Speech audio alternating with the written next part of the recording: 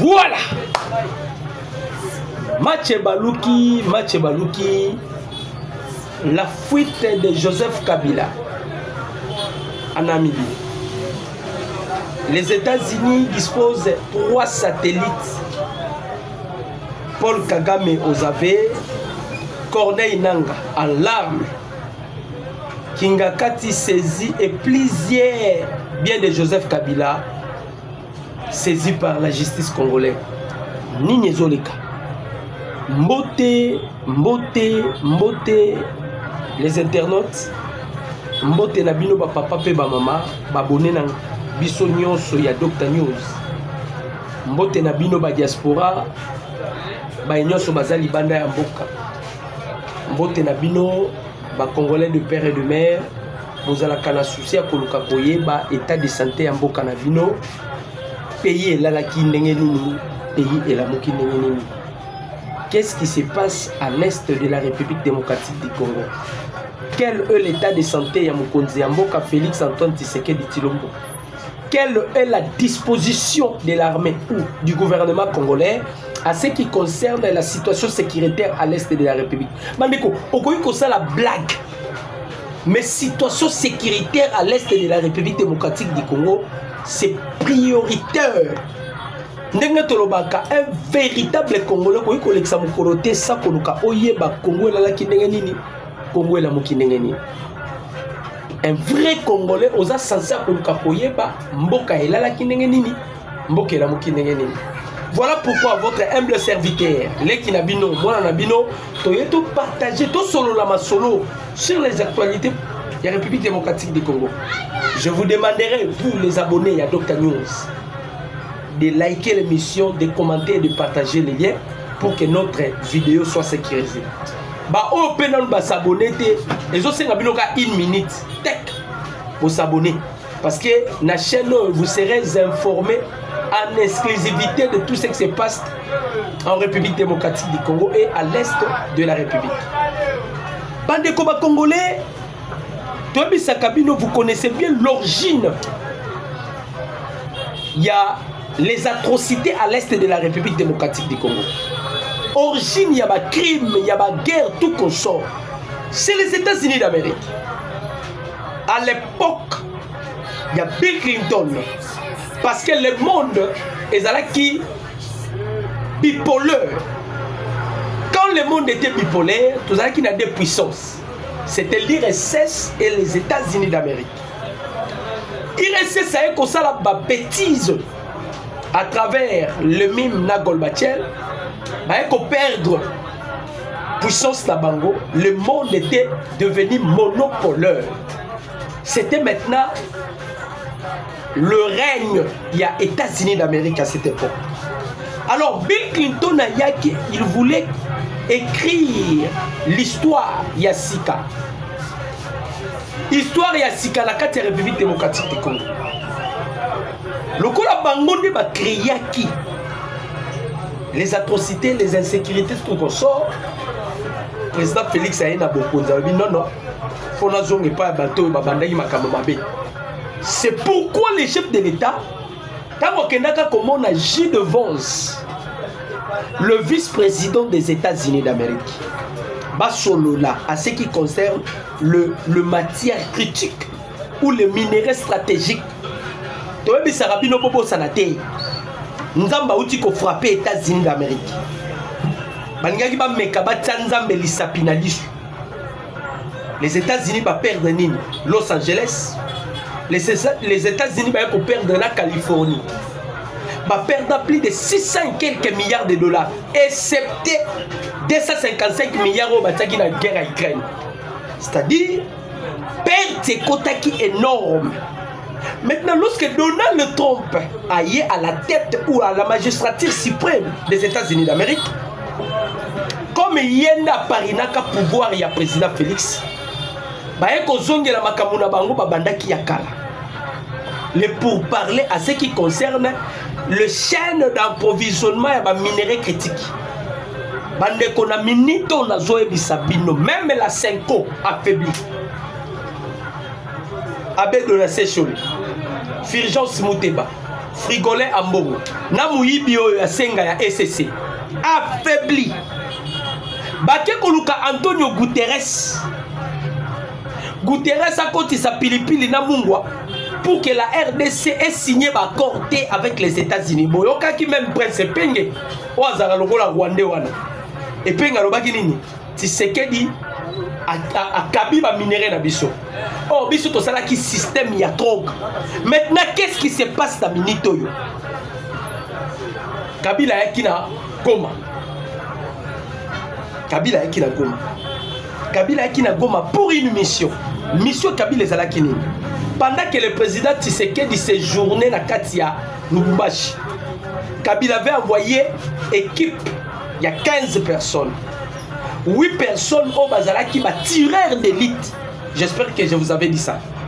Que le président Félix a aussi raté coup d'état calamité. L'homme ça dit que Akima même Lubumbashi Chazo. Les 8 tireurs d'élite Bazala qui n'a qu'à terrasser. Chip et Zaliboso. Ils ont ravitaillé Batman à terrasser.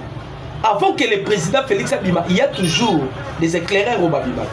Motard y a liboso abimi. Motard abimi a poussani na trousseau que le président Félix devait passer.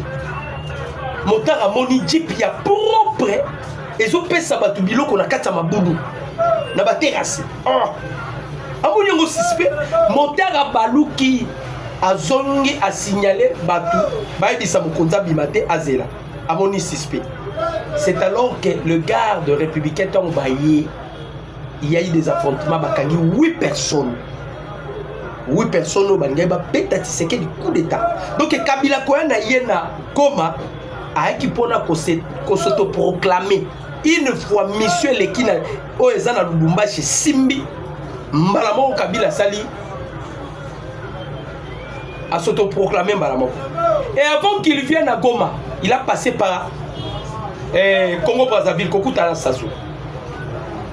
Alors, comme les Américains, Bazui Mokano a signé un accord, les Américains Balobaki Boye, Bakoki ko investir mbongo na bangote et sika des ordres des armes. Bomonaki, Monsieur Massad Bolos. Le conseiller principal y a Donald Trump, tant que Koutanana Kagame.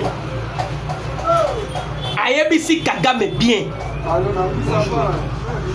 Mais c'est Massad Bolo Saye qui a Paul Kagame. Ayebisi Kagame. Pimisa Batunayo. Kagame a sorti en aventure, chef congolais. Kagame a sorti en aventure.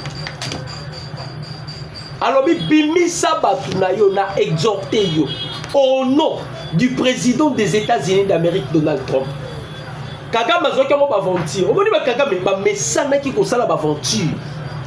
Na ebi sakabino et puis na continue à quoi sabino que aucun président en Afrique t'aurait égalé n'importe Kagame. Kagame était un homme puissant en Afrique. Kagame il était intouchable parce qu'il a servi les blancs plus que Mobutu. Kagame a souni minele, vous ne pouvez pas imaginer. Mais ceux qui filment Yesu et banda qui est silaki, cela veut dire et là on est sur la bande de père à la soupe. Minele, balingine surtout les États-Unis. Alain Gillier, Alain Gillier, membre de la DGCI, à Sali point de poste à lobby, les États-Unis, ils ont décidé de quitter Paul Kagame. Donc le Kagame que vous voyez là, il est déjà dépouillé par les États-Unis d'Amérique. Et nous vous informons, peut-être ceux qui le notent lobby, concert réseau Betama, il y a des musiciens. Vous voyez bien ou non? Vous avez vu les diasporas, Tutsi, Rwandais, Basalaki, Mikanda, Bakotelaki, la mère de la France, pour que le concert y ait un Gimse Betamate.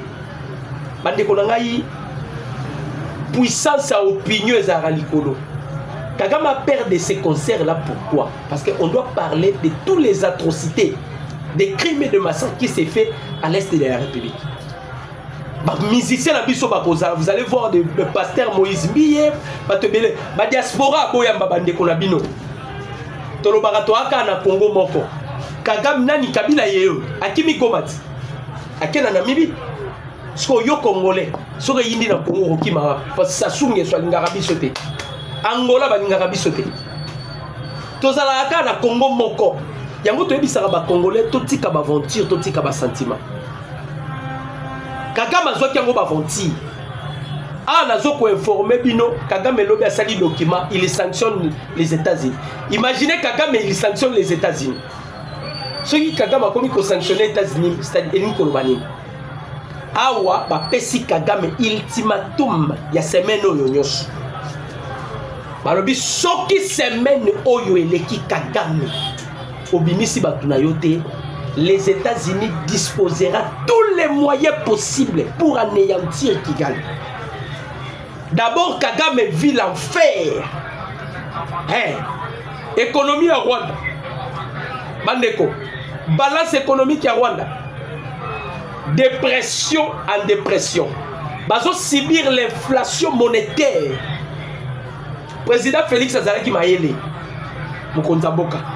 Voilà pourquoi moi j'ai toujours dit. La banda Kolobepi na Nobakelo Koyo.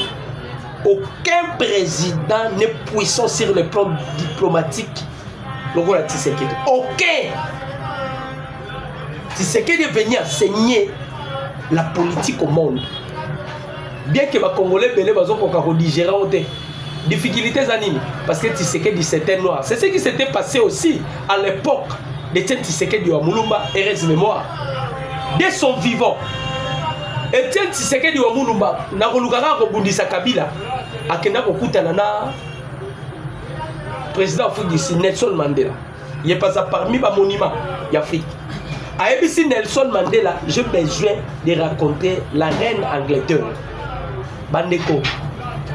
Nelson Mandela ABC Kondo Tshisekedi reine Angleterre. Ndeko sengenge lo weza kilo. Nelson Mandela ABC sire et Kondo Tshisekedi ABC sire le matin mon ami. Permettre ngala mona reine Angleterre. Bakotaka na audience il y a 1h30 minutes. Mais basali 3h du temps. La reine Abimina Kondo Etienne Tshisekedi wa Mulumba asimbie na loboko. Et l'on retire la kosala maté na histoire na monde. La reine a bosali même na foulard na ye. La reine a sali point de presse à lobby, je vis des hommes intelligents. Mais moi la mobaloyo a la compétence à diriger et les États-Unis, la France, la Grande-Bretagne, mais pas si la parce que c'était noir. L'intelligence, il y a noir, elle sera toujours sous-estimée. Namokili Mobimba, noir ou azazoba, Namokili Mobimba, noir ou azazoba, c'est Joseph Kabila. Namokili Mobimba, oyo, noir azazoba, o abotama zoba, akoli zoba, c'est Joseph Kabila. Parce que eloko Kabila sali, mutu normal le rosalango. Moutou normal. Imaginez quelqu'un qui a refusé statut. Il y a un sénateur à vie. Mais il a accepté qu'il soit un rebelle. Est-ce que Moutaboiseau réfléchit? Vous ne voyez pas que ça la makaya buna Moutou nae Joseph Kabila. A consibi so a kezo qui négocie la thèse nae. Ok Kabila kobima nae ba ne ko kene koluka ba pays ba entreprise mafieux. O ba ko fournir yé ba armes pour ko sala un coup d'état. Le rôle a promis que je ne peux jamais vous dire au revoir, je vous dis à bientôt. C'est-à-dire Kabila s'attendait aussi de revenir au pouvoir.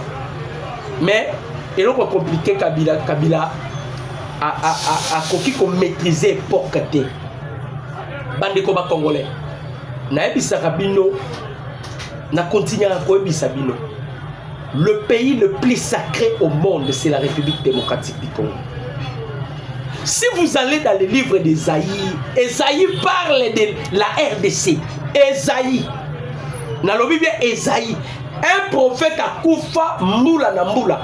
Mais il avait prédit sur la République démocratique du Congo. Esaïe 18.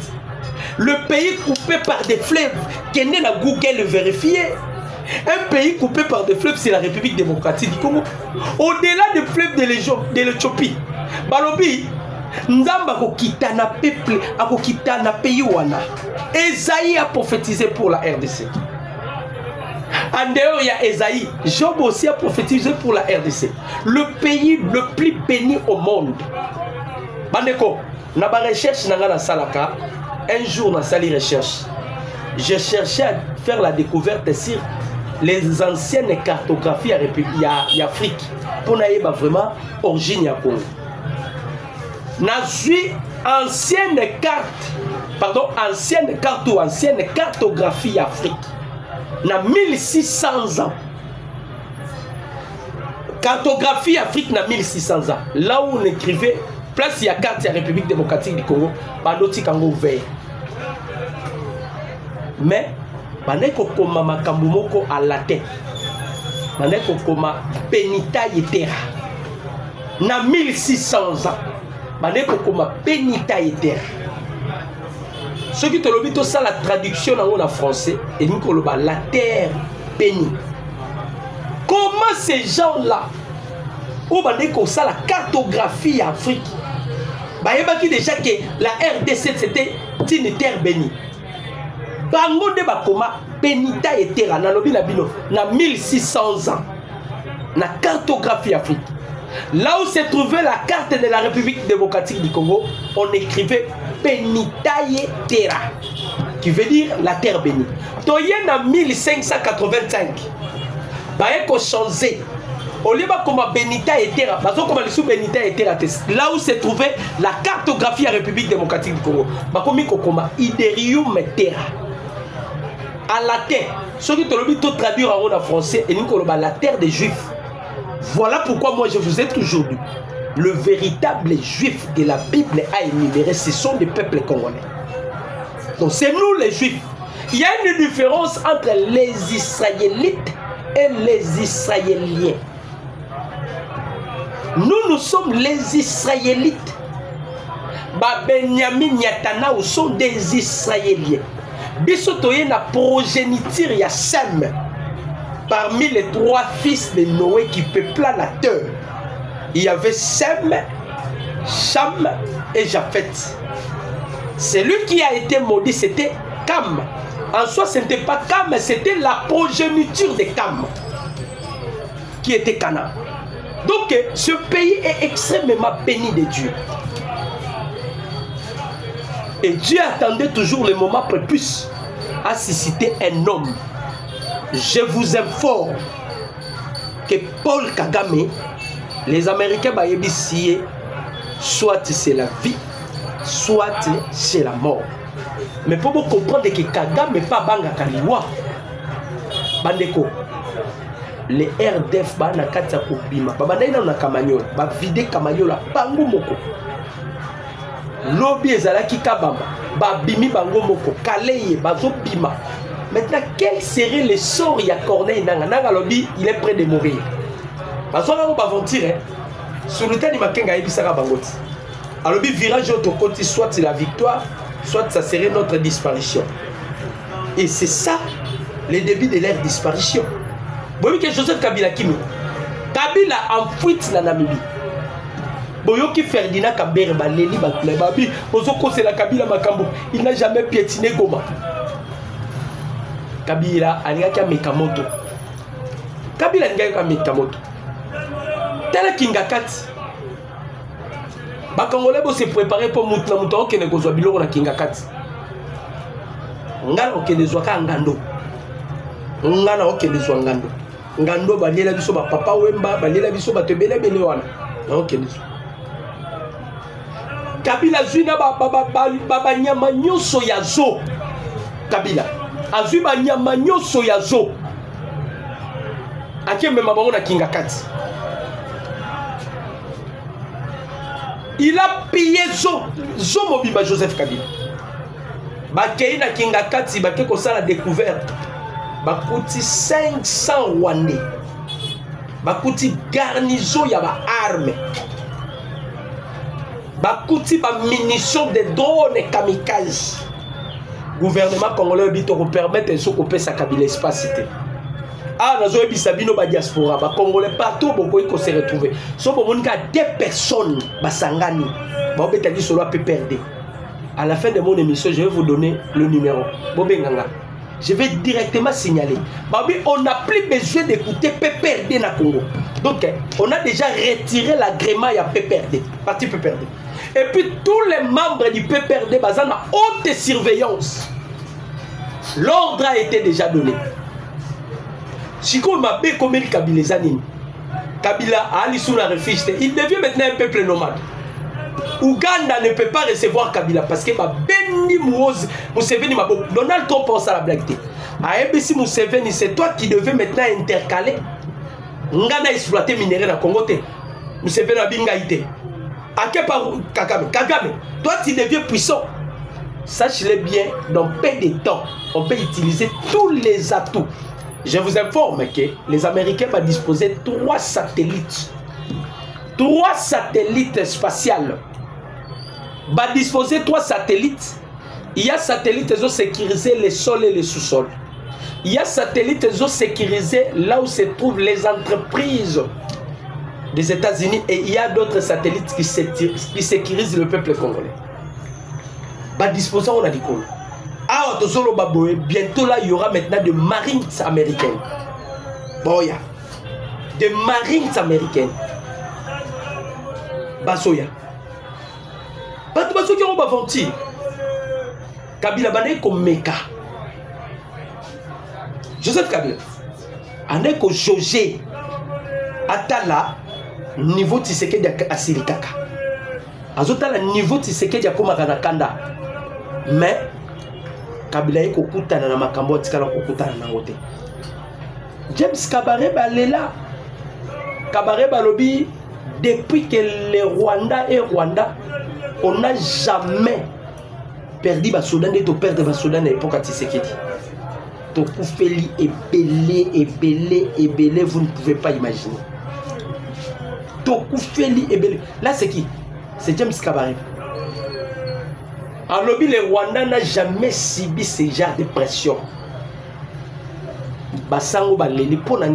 Les Américains vont décider maintenant qu'ils signent des accords. Et on appelle ça des accords planétaires. C'est ce qui prolongera même le pouvoir du président Félix.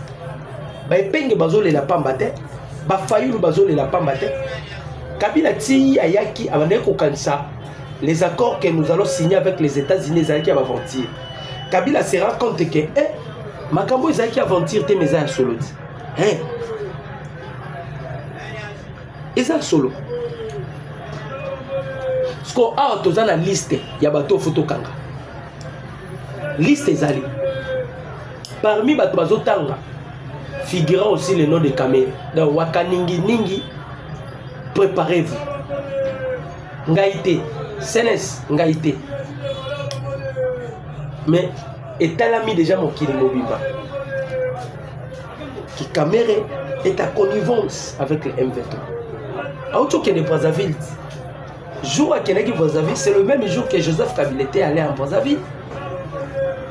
Vous allez toujours là où il y a les ennemis de la République démocratique du Congo. Tout le Barango Nini. Chers Congolais de père et de mère, le temps de l'indépendance ou de la libération du peuple congolais se pointe déjà à l'horizon.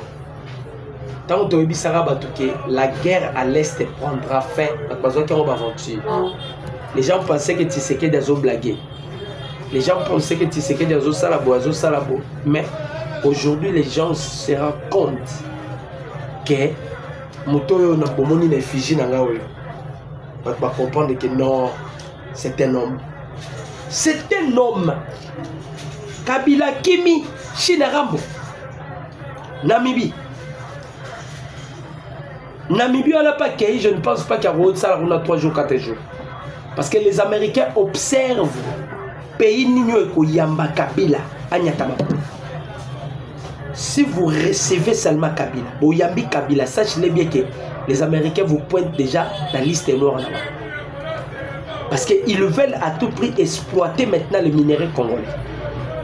Et en gros, Paul Kagame en danger.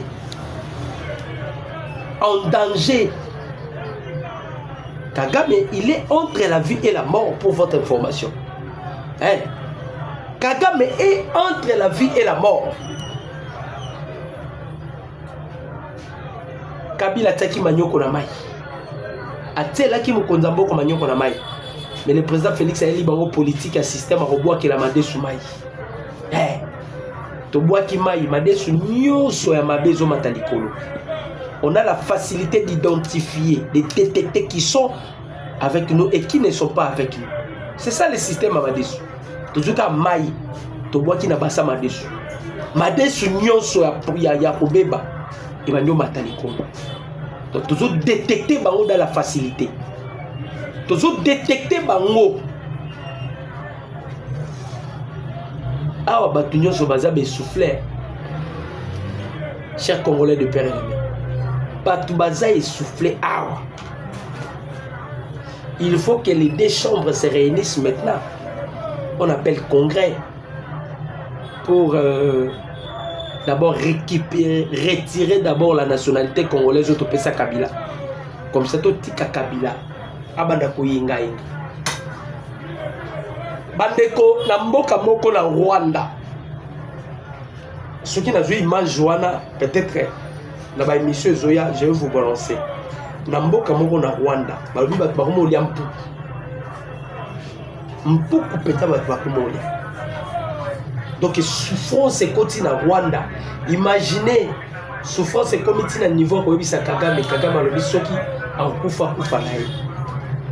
To yebisa ki ba Rwandais, bobomi ba Congolais trop. Les jours où les 100 Congolais réclamera la vengeance, Rwanda mutakote la bino ko zalate. Les jours où les 100 Congolais réclamera la vengeance, à l'heure où je vous informe, les 100 Congolais réclament la vengeance. Réclament la vengeance. Kagame est-ce qu'on a commis bimisa basoda na sonité à santé taki comme la politique est dynamique. Garda qui d'abord ma position à Bango, peut-être que Tshisekedi va changer la vie. C'était comme ça. Parce que la politique est dynamique. Il pensait que peut-être Tshisekedi va changer la vie. Mais il se rend compte que Bandeko, la politique est dynamique, on n'en disconvient pas. Mais les Américains sont déterminés. Je dis bien, les Américains sont déterminés. Et les Américains savent bien que le pays le plus béni de Dieu, c'est la RDC. Et quand vous avez la RDC, la Maboko Nabino, vous pouvez contrôler le monde. Dans la Chinois, à cause de l'hypocrisie. Les Chinois vont continuer à couper ça Joseph Kabila Manduki, Bandeko Congolais. Les Chinois vont continuer à relation avec Joseph Kabila. To vanda ki to banda ko yeba te. Chine a pesi biso ba drone. To yeba ki te OK, tous ces drones là.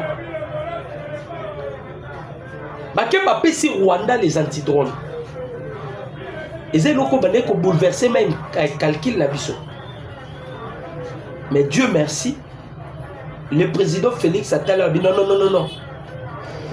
Je dois aller maintenant me concentrer pour les accords avec les États-Unis. Vous voyez combien les accords ont été menacés pour qu'ils aient la tenue. Ces accords-là.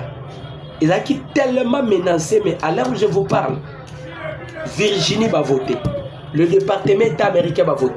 Voilà pourquoi vous avez vu Kagame va passer l'ultimatum il y a semaine où soit il s'incline, soit il va vomir. Soit il s'incline, soit il va vomir. Mais dès qu'il a Kagame, il finira comme Adolf Hitler. Il finira comme Adolf Hitler. Les Américains battent mbongwe belé. Ah, Nzambe, il y aura des entreprises à gogo. Diaspora. Le Congo est le pays le plus beau de tous les pays planétaires.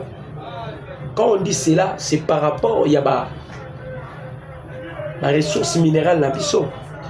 Les Américains ont la difficulté à battre rare. Ils ont la découverte de la terre en République démocratique du Congo. Attention, le minerai ni les Anguilles na Congo. Vous voyez pas qu'on facilite même les États-Unis pour la technologie américaine. Nous avons toujours facilité bango de bomoni Paul Kagame bataliti balobi c'est fini. Museveni écoute aller là à l'avance. ABC mais c'est Massad Bolos Alors, tu comprends que vous signez déjà accord avec la République démocratique du Congo. Mais Bobo, ça n'a Ouganda na Rwanda. Tobo, ça n'a noté par rapport à quoi? Tobo, ça n'a noté par rapport à quoi? Non, ce sont des gens qui s'attendaient du mal du président Félix. Ndenge ba mususu to na bango na l'Assemblée nationale. Kamer est prise au piège. Batbakufa na Goma, Kamer n'a jamais dénoncé. Batbakufi na Bawalungu na ba Est ba Walikali, Kamer n'a jamais dénoncé. Mais Kagame et Kamer a la facilité à pour les Canadiens TV pour envoyer ça veut que l'Assemblée nationale les années ba papier. Kamer tu nous prends pour des petits ou comment? Aujourd'hui, on a vu ce bana qui est autonome. Oye penza pour nous dire que l'Assemblée nationale ne fonctionne pas comme il faut. Oh, c'est ça parce qu'on a mis comité moko ad hoc. Baba na pour ça la révérification na musalo esami na 2024.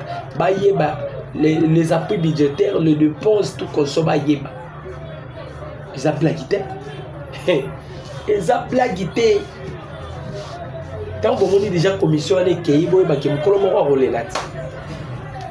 Nanga Sikoyo, Tozo et Bate, sort na bango Kozalane, William Mananga, Sultani Makenga. Bon, Sultani Makenga, Paul Kagame Rozoé, parce qu'il est le neveu de James Kabarebe. Nanga, Harry Maji, Baza et Belé, Batouane, ce sont na bango Kozalane. On ne blague pas à Namuto Azana Ora. Quelqu'un qui a l'huile. Mabundisa Kaete. Autant comme Joseph Kabila. Kabila Yena Goma, après avoir qu'on s'est rendu compte qu'il a violé la constitution, il y a un Kimeke Namibi. Batune Batikali Asko pour démentir que Kabila n'a jamais piétiné Goma. Toza Kunate, la justice est derrière Kabila. Donc Moutamba Kimisi Kabila. Comme Kabila quittait Goma, il a payé. Batté par milliards de milliards à celui qui va arrêter Kabila. Kabila il risque d'être arrêté même par les M23 parce que les M23 sont impayés. Les bases impayés, Kabila,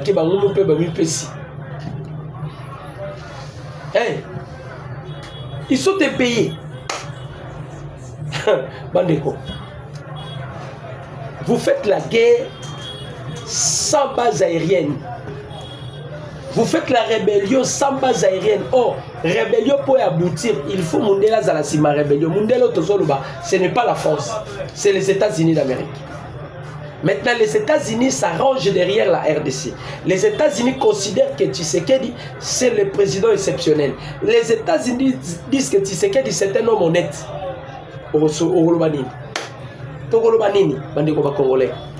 L'ultimatum a été donné pour Paul Kagame au courant de cette semaine.